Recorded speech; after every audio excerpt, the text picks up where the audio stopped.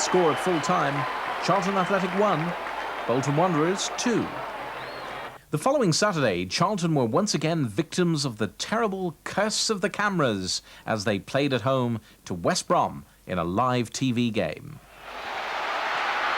And that ball was intended for him and came back to him, and that was a marvellous save by Naylor to prevent Robson scoring the first goal of the game within 2 minutes.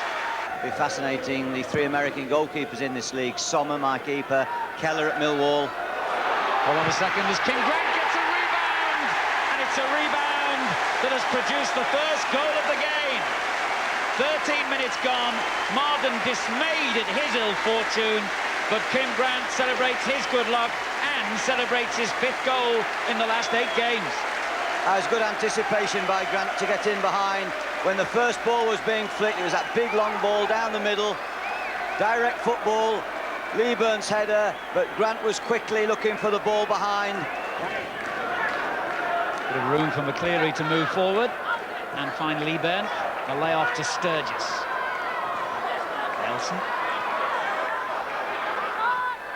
Walsh again. And they're backing away dangerously here, inviting the shot. And he didn't disappoint them.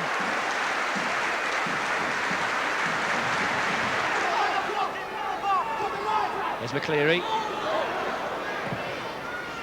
Leeburn climbing highest again, and it comes back to him.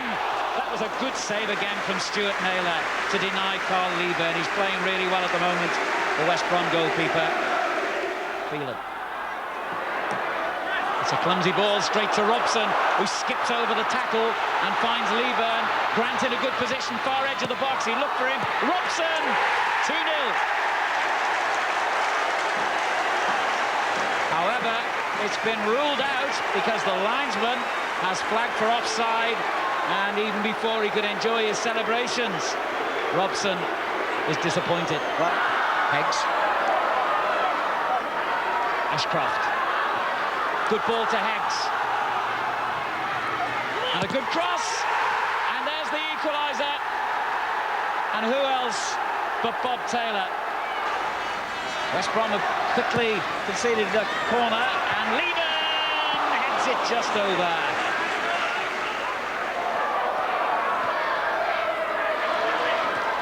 On to Leeburn, chance here for Charlton. Leeburn!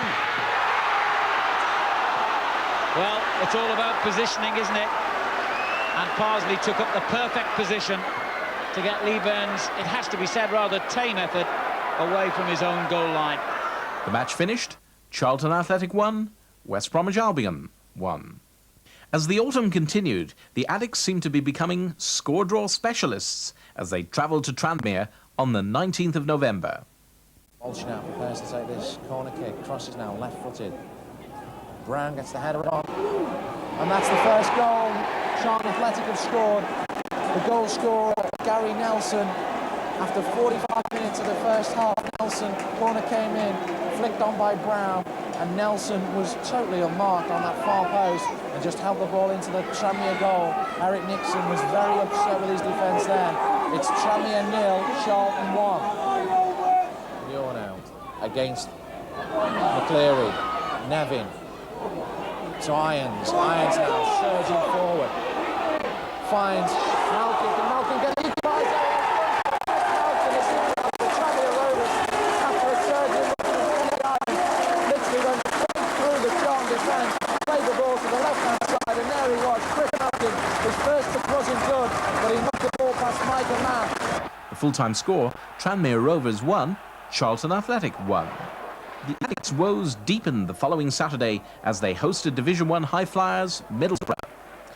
Wilkinson wins the ball in the air, as he does so often for Middlesbrough, and a lovely layoff, and this is Henry going in towards goal. Can he finish it? He certainly does. A great goal by Middlesbrough after just 4 minutes. But it's just typical of the way that Middlesbrough play.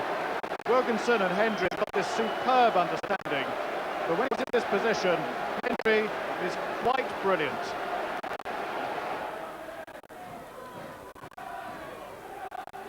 Grant, good turn. Got himself a valuable yard of space. Leeburn back inside. Went across the face of goal. Robson got in a shot. But by that stage, Miller had recovered. Brown gets it forward to Robson. Lovely little flick, finds Grant. Nelson's in the centre, Leeburn on the far side. It's looking for Leeburn. Very deep indeed. He cuts it back. Robson, and a second attempt. Off the crossbar. Well, that was bad luck for Charlton.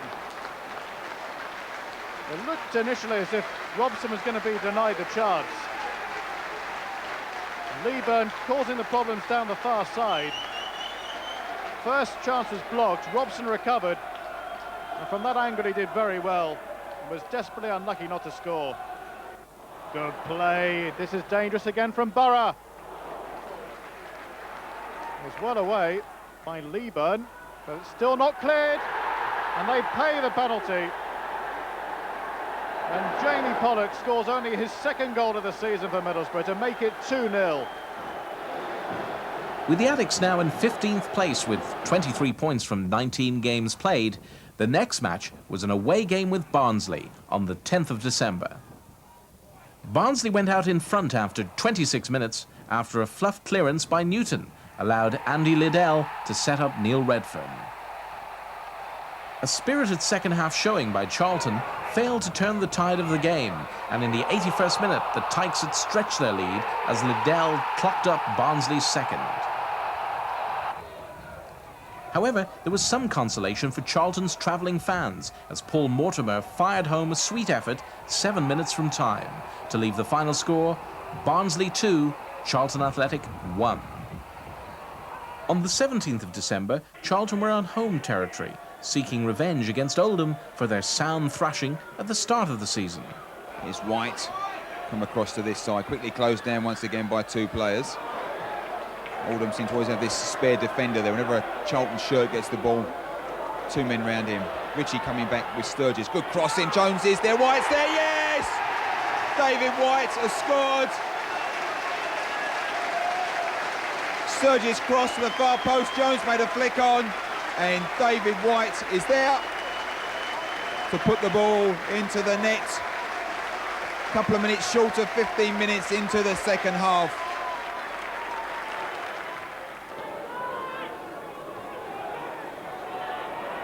And Leeburn knocks it down to David White. Charlton now messing in the boxes. The cross, Leeburn flicks it on, and it's there. It's Keith Jones. Keith Jones has made it 2-0. 75 minutes. Persistent work up front for them has done it. Leeburn pushed the ball onto White. White held it up slightly, then crossed it in. The ball came across the front, and Keith Jones was there. The match finished Charlton Athletic 2, Oldham Athletic 0, ending 2 barren months for the Addicks. Afterwards, John Fuller spoke to Charlton goal hero David White. David, first of all, congratulations. 11th goal. It was a hard persistence out there today, but it finally broke, didn't they? Yeah, I mean, first half, it was pretty even. I think we was feeling pretty confident. I think we, done enough the first half, to go in quite happy, and come out the second half, and we did well. They were playing it very tight across the back. They'd come, it looked like, for the draw, and I think yourself, Carlo, Paul Mortimer were working very hard to break them down. Yeah, I mean, it was very hard to break them down. They're a good bunch in there. They've got some hard defenders in there, but we managed to get the ball out wide. Get some decent crosses in. And just managed to stretch them, really. Now placed 17th in the table with 26 points, Charlton were hoping to build on this vital victory as they played at home to Southend on Boxing Day.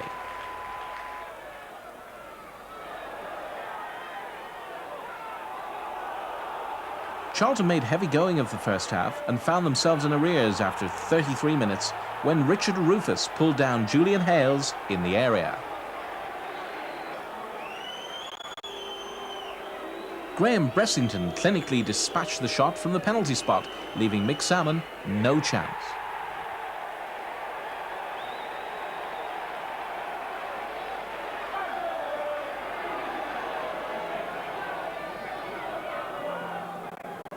However, the Addicks came back from the break thoroughly revitalised, and in the 50th minute, David White had wiped out the Shrimpers' lead with an impressive header, his 14th goal of the season.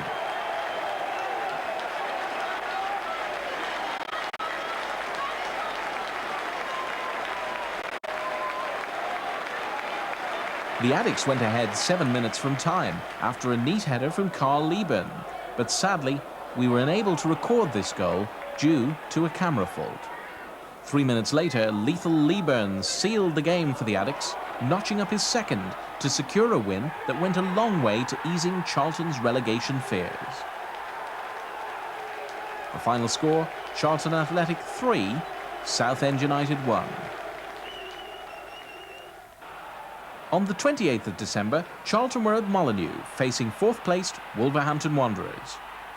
Charlton looked odds-on favourites to take an early lead after Mark Robson was held back in the box by Venus 2 minutes into the game.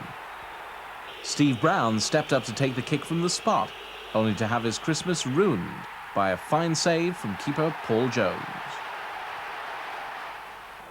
A newly fit Steve Bull piled on the agony for the Addicks, grabbing his 10th goal of the season after 38 minutes. By half-time, Charlton's misery was complete after an attempted clearance by Phil Chappell hit the post and rebounded into the back of the net. The final score, Wolverhampton Wanderers 2, Charlton Athletic 0. The following Sunday, Charlton were ushering in the new year with a home tie against their arch-rivals Millwall. Charlton still pinning Millwall back. They've got a chance to break here. Here's Ray. He's got Mitchell to one side, looking for a drive. That's a great shot from Alex Ray. He's a good 10-15 yards outside the 18-yard box. Left foot drive, and it beat Mick Salmon's right hand into the goal.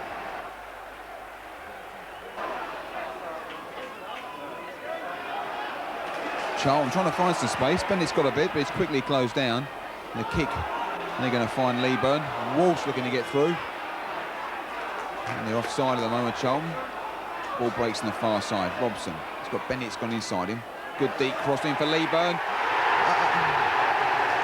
There's a header there from John Robinson. Left open on the far post. In it goes for the equaliser. Just what Charlton was looking for at the start of the second half. Robson's cross came to the far post, and John Robinson heads it back down across. Keller got a hand to it, but only pushed it further up into the net.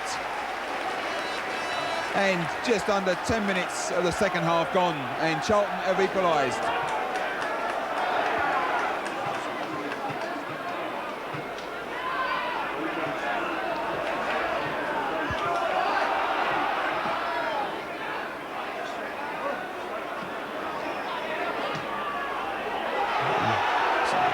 There's White, try the shot off the crossbar.